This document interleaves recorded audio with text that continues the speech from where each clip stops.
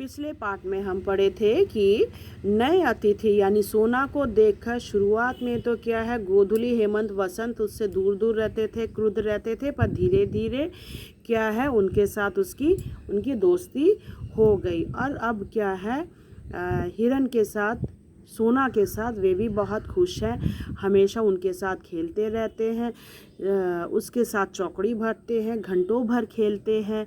अब इसी प्रकार दिन चलने लगा। सोना के बगैर गोधूली हेमंत वसंत को भी अच्छा नहीं लगता है।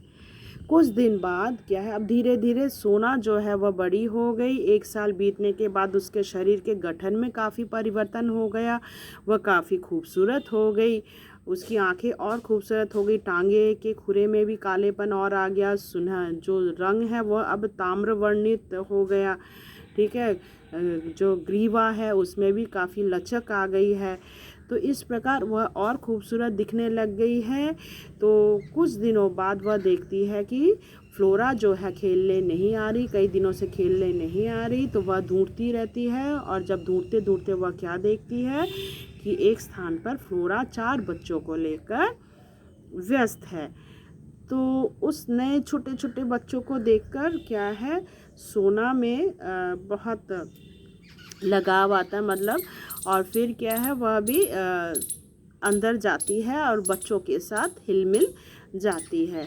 अब आगे हम पढ़ेंगे कि एक दिन देखा फ्लोरा कहीं बाहर घूमने गई और सोना भक्तिन की कोठरी में निश्चिंत लेटी है। अब क्या है फ्लोरा क्या करती थी, जब भी सोना आती थी तो उसके यहाँ छोड़कर, सोना के संरक्षण में छोड़कर फ्लोरा बाहर जाती थी घूमने।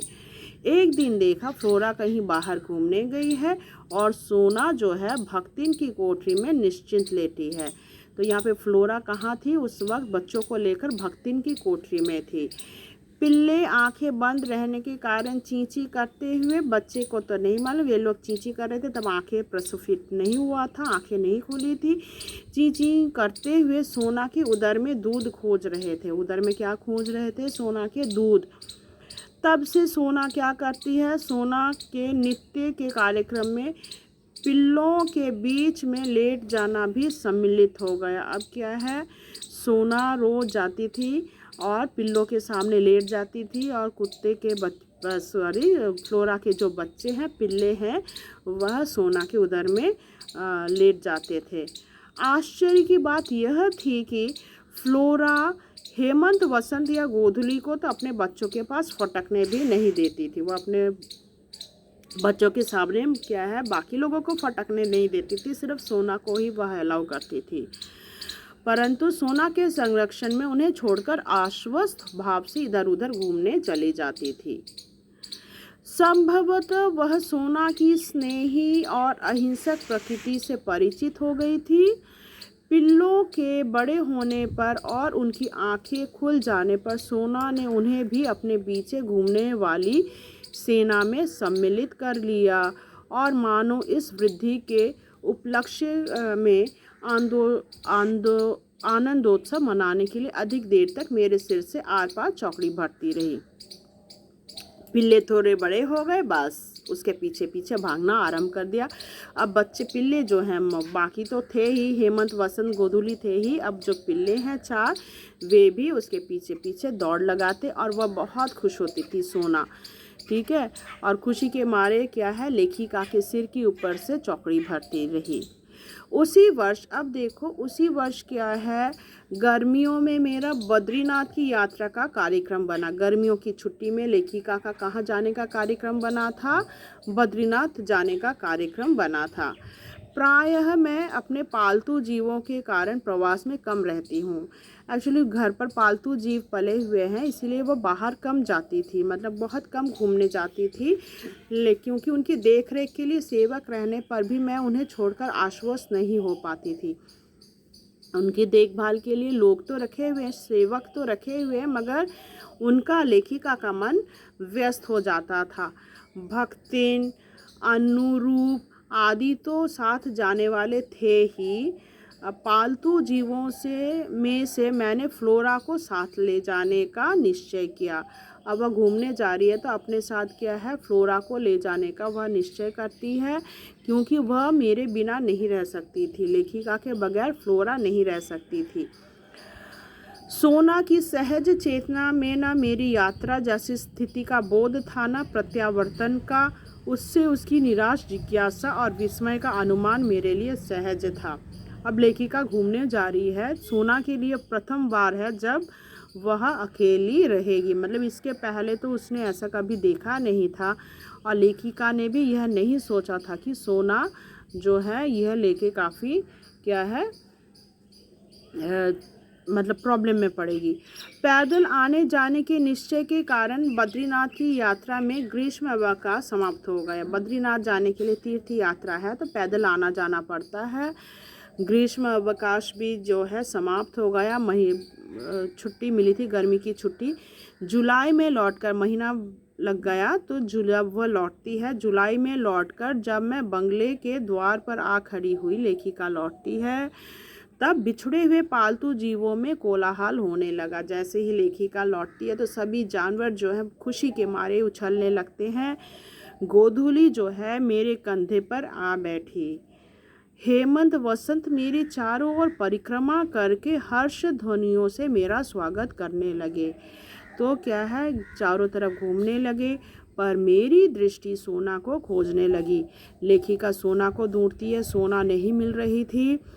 क्यों वह अपने उल्लास व्यक्त करने के लिए मेरे सिर के ऊपर से छलांग नहीं लगाती। जब बाकी जानवर आए तो वहाँ पर क्या है, सोना नहीं आई। तो तब उसे लगता है सोना क्यों नहीं आई, वह अपना उल्लास प्रकट करने के लिए क्यों नहीं आई, सोना कहाँ है। पूछने पर माली आंखें पोंछने लगा। तो पूछने पर क्या है, माली जो है वह आंखें पोंछता है, आंखें पोंछने लगा, और चपरासी चौकीदार एक दूसरे का मुंह देखने लगे। अब लेखिका पूछती है भाई सोना कहाँ है। इस पर क्या है, माली जो है आंखें पोंछने लगता है, और चपरासी चौकीदार क्या करते हैं, एक दूसरे का मुंह देखने लगते हैं। वे लोग आने के साथ ही मुझे कोई दुखद समाचार नहीं देना चाहते थे। अभी अभी आई है, इसीलिए लोग कोई दुखद समाचार लेखिका को देना नहीं चाहते थे। परंतु माली की भावुकता ने बिना बोले ही उसे दे डाला। मतलब अब देखो, चेहरा से तो पता ही चल जाता है, उन लोग मुंह से तो कुछ नहीं बोले, मगर लेखिका पकड़ लेती है ज़रूर कुछ अनर्थ हुआ होगा। तब माली कहता है, ज्ञात हुआ कि छात्रावास के सन्नाटे और फ्लोरा के तथा मेरे अभाव के कारण, मतलब एक तो छात्रावास में सन्नाटा हो गया था, बच्चे जो हैं सब अपने अपने घर चले गए थे और लेखिका भी नहीं थी। मेरे अभाव के कारण सोना इतना अस्थिर हो गई थी कि इधर उधर खोजती सी वह प्रायः कंपाउंड से बाहर निकल जाती थी। तो हमेशा क्या है, सोना हमेशा कंपाउंड के बाहर निकल जाती थी, ढूंढती रहती थी कि भाई फ्लोरा कहाँ गई, लेखिका कहाँ गई, बच्चे नहीं है, इसीलिए वो अक्सर क्या है कंपाउंड के बाहर चली जाती थी। इतनी बड़ी हिरनी को पालने वाले तो कम थे, परंतु उसका खाद्य और स्वाद प्राप्त करने के इच्छुक व्यक्तियों का बाहुल्य था। अब देखो यहाँ पर इतनी बड़ी हिरनी, मतलब हिरन को तो कोई पालता नहीं है, मगर शिकार अवश्य करते हैं। तो माली को लगा कि भाई अगर कंपाउंड के बाहर चली गई, कोई शिकार कर लिया, तो इसीलिए इस आशंका से माली ने उसे मैदान में एक लंबी रस्सी से बांधना आरंभ कर दिया था। तो एक लंबी रस्सी के साथ क्या है, माली ने सोना को बांधना आरंभ कर दिया था।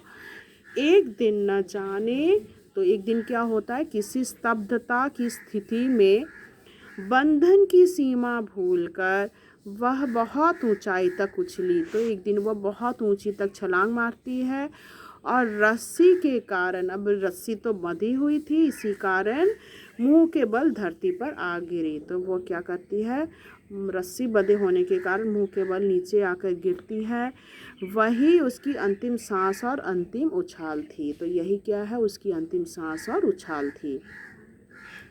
सब सुनहले रेशम की गठरी से शरीर को गंगा में प्रभावित कर आए। तो तब माली क्या करता है, बाकी लोग जो वहाँ पर थे, संरक्षिका सब एक साथ जाते हैं और सोना को क्या करते हैं, गंगा में प्रवाहित कराते हैं। और इस प्रकार किसी निर्जन वन में जन्मी और जन संकुलता में पली सोना की करुण कथा का अंत हुआ। तो इस प्रकार क्या हुआ, सोना का अंत हो जाता है। ये सब सुनकर क्या है, मैंने निश्चय किया था कि अब हिरन नहीं पालूंगी, पर संयोग से फिर हिरन पालना पड़ रहा है। तो सोना के मृत्यु के बाद क्या है, उसने यही प्रण किया था कि वह और हिरन शाबिका नहीं पालेगी, हिरन नहीं पालेगी। मगर सुष्मिता का पत्र मिलने के बाद फिर से वह हिरन पालने का निर्णय करती है। आशा करती हूँ कहानी आपको समझ में आया होगा। इससे संबंधित जो प्रश्नोत्तर है वो मैं आपको PDF के माध्यम में भेज दूँगी। धन्यवाद।